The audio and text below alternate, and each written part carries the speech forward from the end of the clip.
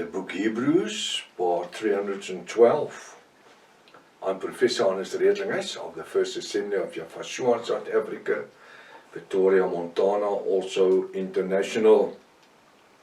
Should you require any of the books which I've written, especially the book which is my doctoral degree, Israel's Rapture, which is so relevant for the war that is happening in Israel and Iran and Far East. You can obtain it by contact me at my WhatsApp number. It's international +27 for South Africa, 0722 367 124, or just go to my website, https://yahvah.co.za. If this is the first time that you are about to participate in the study, you are so very welcome. We always welcome new people. I urge you to go to part 1, start from the beginning, because you have missed out on quite a bit of information. It's also very important to subscribe to the channel in order to receive the different notifications of all the other studies that we are currently busy with. Please send this link to your friends and family. Make sure you at least have a 1611 King James Bible, pen and notepad ready. Welcome to Breakfast with Prof. Hannes. Hallelujah. We trust that this is going to be a wonderful experience this morning, studying the revelation word of Yahweh our Elohim. We are busy with Hebrews chapter 12. I'm just going to use verse 4.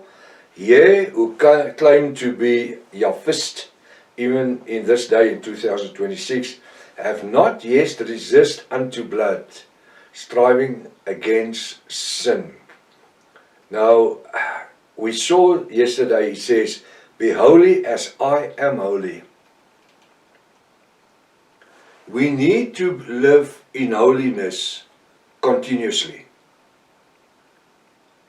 If we want to make our end goal, which is eternity, living with Yahweh forever and ever. I explained it's commitment, completion, commitment, completion, commitment, completion. Having my eyes set on my goal, which is the day that I will leave this earth. And it means total commitment. To say that I'm a full-blooded Yahvist with a V, means that I need to be dedicated, trying to live in total holiness every day of my life. Should it happen that we see that we're going to stumble, we have the Ruach HaKodesh that leads and guides us and teaches us in all righteousness and truth. But we need to strive to live in holiness. Because the scriptures say, be holy as I am holy. That's what Yahweh said. He became human in order for us to understand, in order for us to live in total holiness. Verse 5, Hebrews 12, verse 5. And you have forgotten the exhortation which speaketh unto you as children. The extortion, you forgot it. You forgot where you came from. The Bible says we must not linger to what's behind us, but we must strive towards what's before us. But it's very important to remember where we came from. And it's more important to remember where are we going to.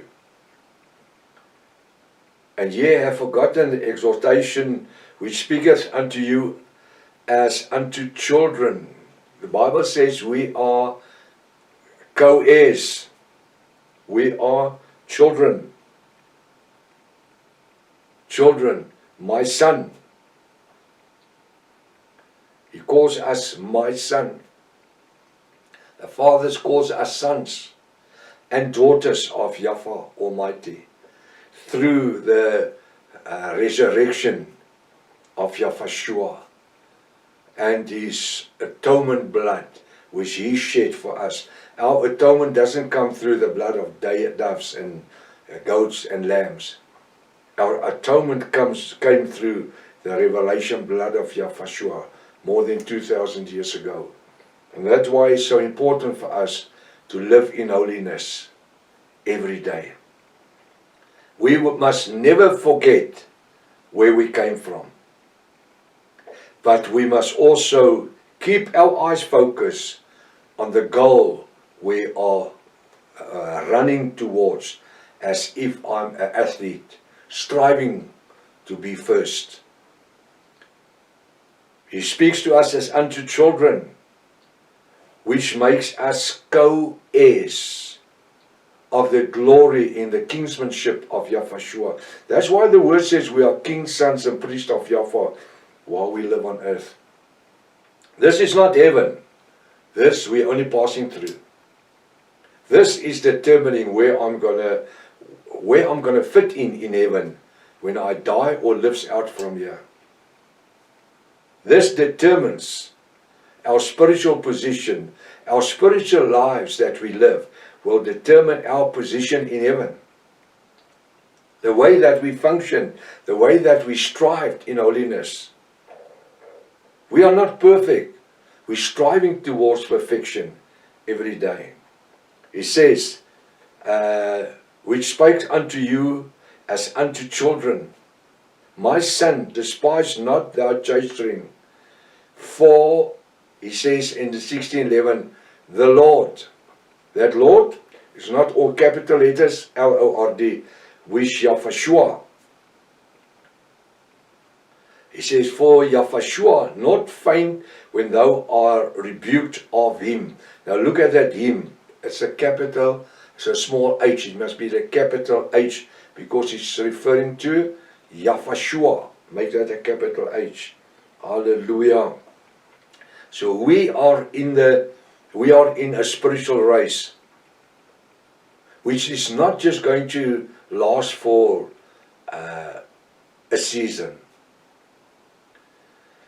It's going to last forever. Till we die, or till Yahshua is coming for his bride at the Parosha, and we will be changed from earthly into heavenly, into glorified bodies, meeting him in the air. Hallelujah. What a moment that will be if it can happen. If that can happen, we think we are so near to the final covenant to be made when we look at the war in Israel and Iran and the other states around them, and America. When we look at this, we realize the time is running out.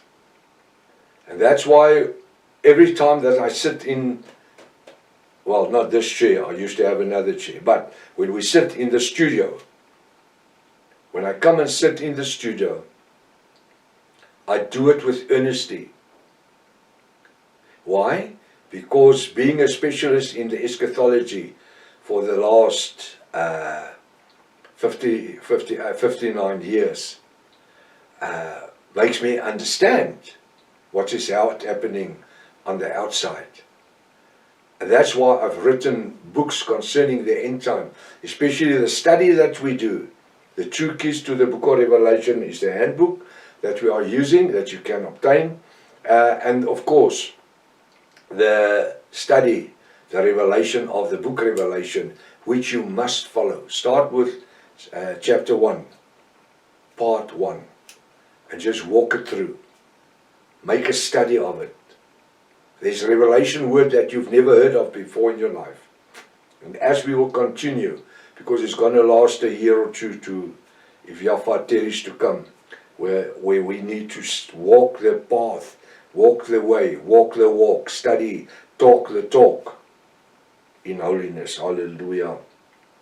So we will never forget that there's chastening, because it happens to a son. The Bible says he chastises those that he loves. And it doesn't mean we need to be slapped around every day. That's not what it is. He guides us. I love the word guides. He guides us. He guides those that He loves through the Ruach HaKodesh every day of our lives. Hallelujah. And we must not think that we are outcast when it happens that we are to be rebuked. No. That is when we walk out of line. That is when we walk out of the covers of the Scripture. I can remember when I was a youngster of about 18 years old, our pastor, Dirkie Pretorius, those years, he was preaching, the Sunday morning he was preaching a message about how wide is the road leading to heaven. And he was preaching about different things for about 40 minutes. And after the service, him and his wife stood at the door greeting the people as we were coming out. Small church, not a big church. And I was behind my father. Well, actually my father, my mother, and then me. And as we came to the door, my father took Pastor Dirkie's hand. He said, Pastor, you were preaching about the Bible. You were preaching about the narrow way and the broad way. How narrow is that narrow way? Then he was a bit of sarcastic and he says, Brother Nick, haven't you listened to what I was preaching? Then my father says, no, I've listened to your message, but you have not shown us how narrow is the way.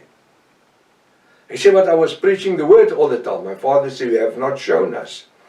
My father had his old 1933 Afrikaans Bible, thin Bible, normal like a 1611, but a small print. And he took it and he had a zip on it. My father opened the zip and he says to Pastor Dirkie, he was opening it up, so we have the two black covers with the zip, open it up, and the pages is sort of red, so we open it a little bit. He says, this is how narrow the path is that leads to heaven. As long as you live in between these two black pages, which is a narrow way to live on, to walk on, then you're on your way to heaven. He says, as you were preaching, my father was talking about God and Lord. He didn't know their revelation names. He says, as you were preaching, God revealed to me, because I was looking at my Bible, and suddenly I realized, this is how wide the road is that leads to heaven. As long as we function in between those two pages, those two black pages, we are on our way to heaven. But the moment that we open these two pages wider and wider and wider, and make it wider, right open for our own convenience, it gets so wide. That is when sin comes in. Alright, we realize we need to open the Bible to read it, but my father was using a metaphor. He says, narrow is the road that leads to eternity. Very few will find. Broad is the way that leads to the hell. Open it more. And he opened his small Bible. He opened it. It says, you're on this narrow way. And the people was gathering around us, and they was listening to what my father said. And they were so glad they could hear, because it fits in with the message that Pastor Dirkie was preaching. And when they were finished, Pastor Dirkie says, this is a revelation. Brother Nick, this is one of the greatest revelations I ever heard. And you know what? I remember that from that day when I was about 18 years old, about this narrow way and the broad way. So as long as we stay in between those two black pages, we're on our way to heaven. And if it happens that we are to be chastised in that time, there's a reason for it. We know what? You won't chastise a child if he or she didn't deserve it. It's to bring them in line.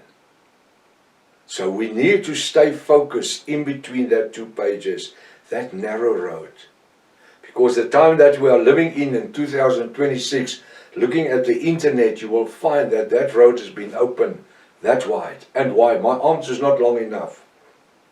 It's been made so easy just to become a church member. And being a church member doesn't save me. It doesn't save me. The Bible says, we listened to it yesterday morning, He says, be holy as I am holy. We need to function on holiness.